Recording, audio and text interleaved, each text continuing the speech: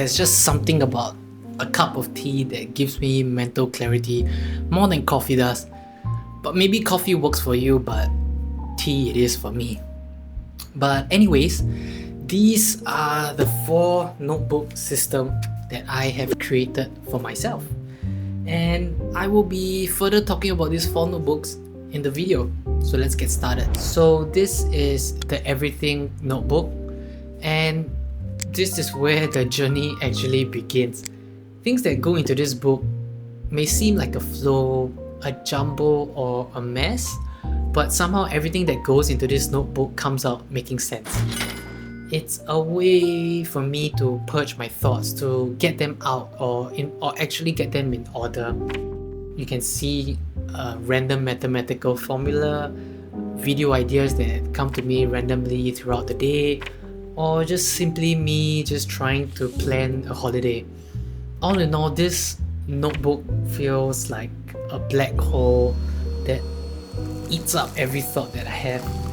It's a really good way for me to clear any unnecessary thoughts that I have, or simply write down thoughts that might be useful to me in the future.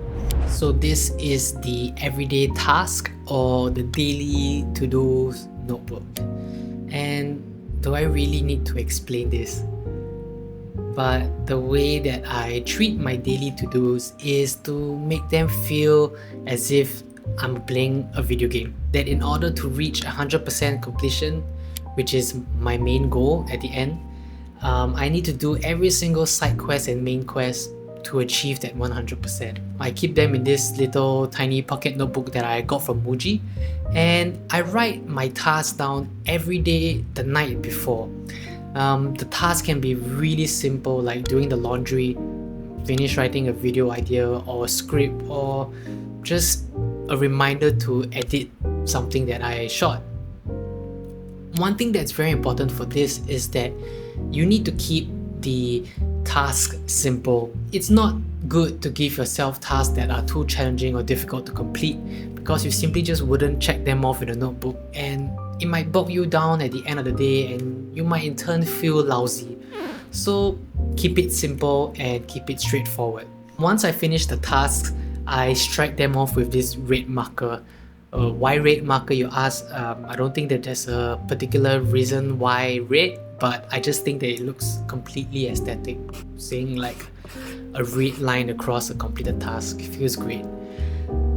Again, the task may not seem like they're grand or they're big, but they are important because this book reminds me or keeps me in check that in order to achieve my greater goal, I need to take this 1% increments in my life, and everyday things that I need to do are the 1% increments towards me reaching my bigger goal.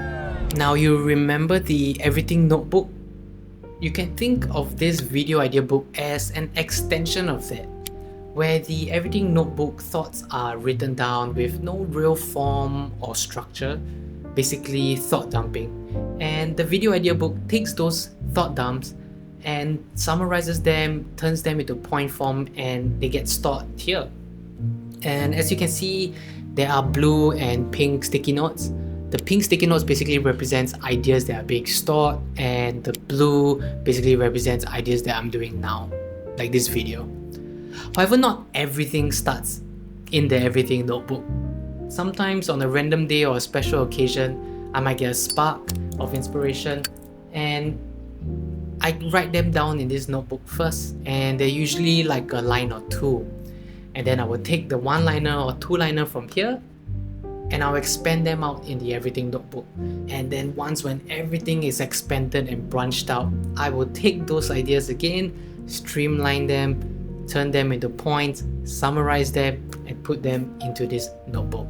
So as you can see, the video idea notebook and the everything notebook feels like a seesaw, where they are like in play with each other. But it's important that this notebook and the everything notebook is with me at all times, because like I said, you never know when a random idea or inspiration might hit you, and you must always be ready to write them down.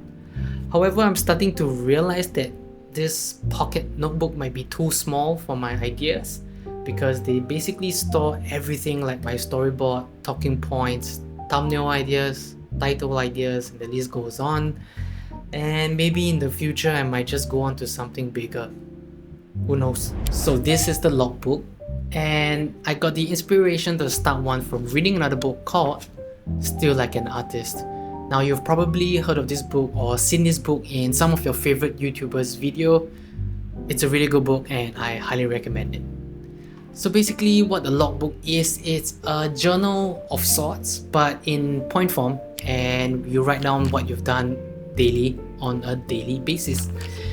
And I understand that it's important to plan for the future, but it's also important to document the journey there. This is simply just to see how far you have come. Now, if you think about it, the daily to-dos book and this logbook are like a brother and sister, where the daily to-dos are more of a practical approach to writing down tasks to achieve your greater goal, and the logbook is a way of documenting those actions towards achieving your greater goal. Now, the logbook not only allows you to see what you have done in the past, but also allows you and opens the door for you to be aware of things that you can improve or have done great. So you might be thinking to yourself, why don't you just use your phone? And I would simply just say that I do understand that technology right now is at a crazy peak. We have AI in everything, everywhere, all at once. And these tools are there to help us. But the only problem with these things is that they are on your phone. And I used to write notes in my phone. I used to do my to-dos on my phone. But I would simply just write them down and forget about them, or simply just not refer to them as much as I would like to. And the next issue that I have with smartphones is that there's just way too many distractions. There's like Instagram, there's like Twitter, there's like TikTok, there's like YouTube. And to counter all that, I just simply thought to myself, why not just do things the old school way and eliminate all these distractions at once? And this is where the beauty of a pen and paper comes in. It's just so simple just to have a thought and just writing them down. It's just so straightforward. And there's something about the tactility of writing things down that is just so addictive that when you start with a sentence, you will just want to keep it flowing onto the next. There's just something so special when a pen meets a paper.